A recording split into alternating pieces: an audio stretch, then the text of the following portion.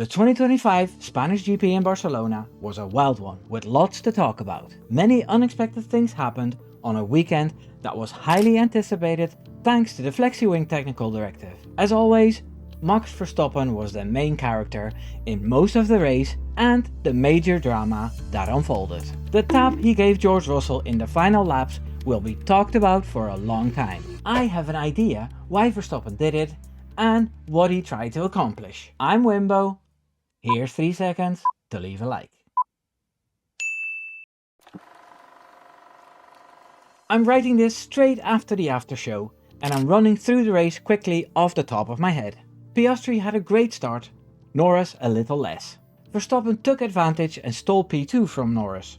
As the laps went down, it was clear McLaren had more pace, and Verstappen was passed again by Norris. Red Bull pitted Verstappen early after about 11 laps, and it was clear they were going for a 3-stopper, where McLaren were on a 2-stopper. Verstappen's second stint was good, and he pitted again for softs, until he pitted again for mediums.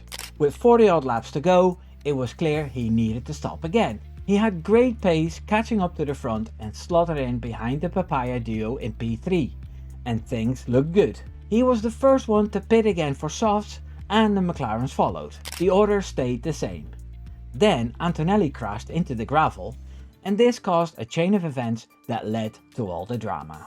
During the safety car period, to get rid of the fallen Mercedes, the McLaren stayed out, but Verstappen asked to be pitted. He was fitted with a fresh set of hards, a tyre which wasn't used by anyone that weekend. It was the hardest of the hard tyres, the C1 compound.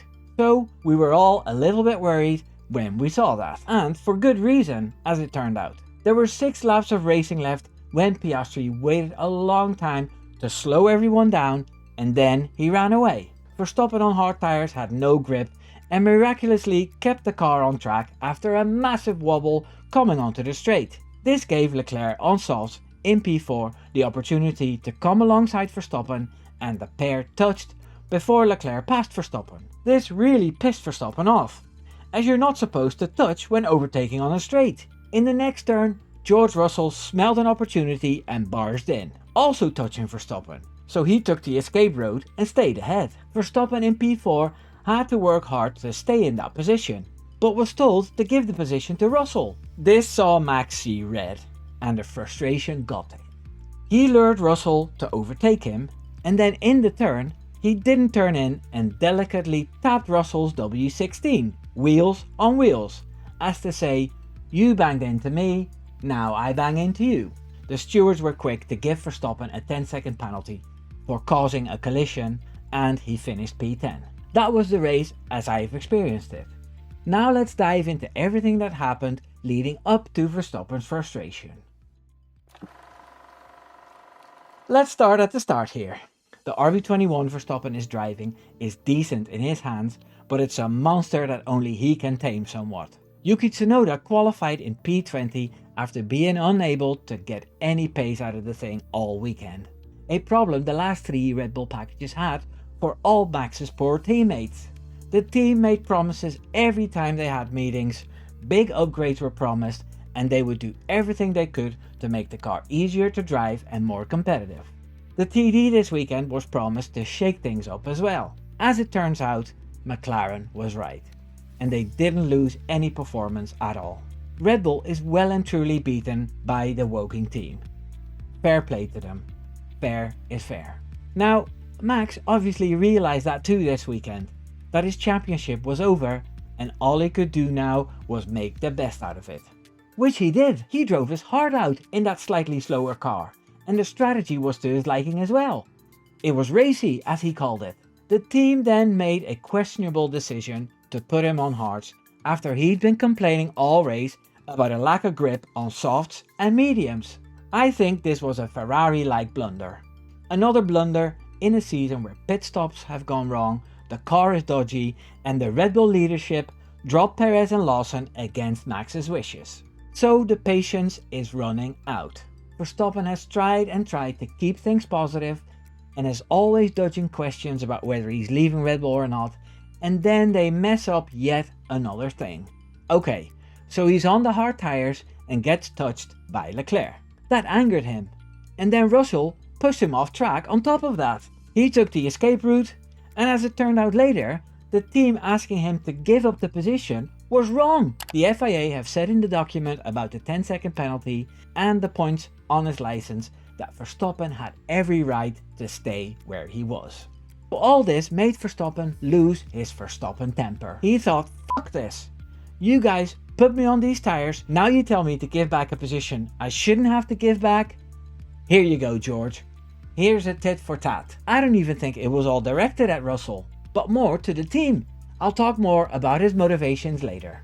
It's clear Max had had enough of carrying this whole team and rewarded their incompetence with a penalty to teach them a lesson. Can you blame him? Well, this incident will have a ripple effect on many things concerning Verstappen's championship and future. It's safe to say with the pace the McLaren still have and what's lacking on the RB21, Verstappen won't win this title. It'll most likely be Oscar Piastri as he's more consistent than Norris. Verstappen had a good run of 4 championships in a time with a wind tunnel sliding scale and a budget cap. Not the easiest time to stay dominant, especially when the team you're in is getting messed around from the inside and the best people have left. The man who's doing wonders at McLaren, Rob Marshall, used to be in the Milton Keynes team too. Then there's Newey and Wheatley, who've also left the team. Verstappen losing the championship will undoubtedly have an effect on his status at Red Bull. Not a week goes by that people in F1 are talking about how badly they want Verstappen at their team. Then there's the other series of racing Max wants to do, and his family at home. I'm pretty sure Verstappen won't stay at a team making errors in a car that won't win any more races. Then there's his tally of penalty points. He received 3 for his antics in Spain, and he has a total of 11 now. Verstappen is a pragmatic guy, and since he's out of contention for the championship, he won't care about getting a race ban either. More time with him and his partner and his children. Now obviously the British media, who have been very kind to him lately, not gonna lie, will have a field day with this. Luckily, he doesn't care and neither do I, as they'll have a point this time. So all in all, a race where a lot of things became clear and where Max Verstappen took revenge for the injustice he felt. The injustice of being in a team dropping off in strategy and pace, and where he felt the contacts made on him went unpunished. So he sorted it out himself. The action wasn't pointed at Russell, who had been praising him in the press lately.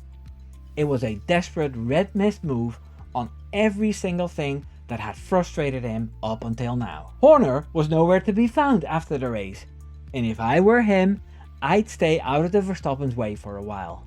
This story will be continued, no doubt. So subscribe if you want to see more videos, live streams and podcasts.